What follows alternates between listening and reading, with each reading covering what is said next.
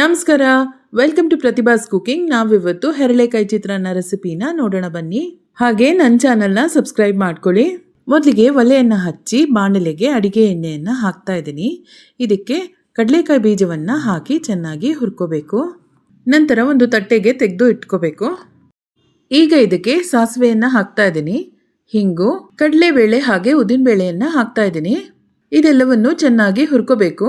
ನಂತರ ಇದಕ್ಕೆ ಹಸಿ ಮೆಣಸಿನಕಾಯಿ, ಕರಿಬೇವಿನ ಸೊಪ್ಪನ್ನು ಹಾಕಿ ಬಾಡಿಸ್ಕೋಬೇಕು. ಈಗ ಇದಕ್ಕೆ ಕೊತ್ತಂಬರಿ ಸೊಪ್ಪು, ಅರಿಶಿನ, ಉಪ್ಪು ಹಾಗೆ ತೆಂಗಿನ ತುರಿಯನ್ನು ಹಾಕ್ತಾ ಇದ್ದೀನಿ. ಬೆಳ್ಳುಳ್ಳಿಯನ್ನು ಒಗ್ಗರಣೆಗೆ ಹಾಕೋಬಹುದು. ಇದೆಲ್ಲವನ್ನು ಚೆನ್ನಾಗಿ ಮಿಕ್ಸ್ ಮಾಡಿದ ನಂತರ ಅನ್ನವನ್ನು ಸೇರಿಸ್ಕೋಬೇಕು. ರುಚಿಗೆ ತಕ್ಕಷ್ಟು ಉಪ್ಪು ಹಾಗೂ ಹೆರಳೆಕಾಯಿ ರಸವನ್ನು ಹಾಕಬೇಕು. ನಾನಿಲ್ಲಿ 2 ಹೆರಳೆಕಾಯನ್ನು ಉಪಯೋಗಿಸಿದ್ದೀನಿ. ಹುರಿದಿರೋ ಕಡಲೆ ಬೀಜವನ್ನು ಹಾಕಿ ಅನ್ನವನ್ನು ಒಗ್ಗರಣೆಯೊಟ್ಟಿಗೆ ಮಿಕ್ಸ್ ಮಾಡ್ಕೋಬೇಕು. ತೆಂಗಿನ ತುರಿ ಹಾಗೆ ಕೊತ್ತಂಬರಿ ಸೊಪ್ಪಿಂದ ಅಲಂಕರಿಸ್ತಾ ಇದ್ದೀನಿ.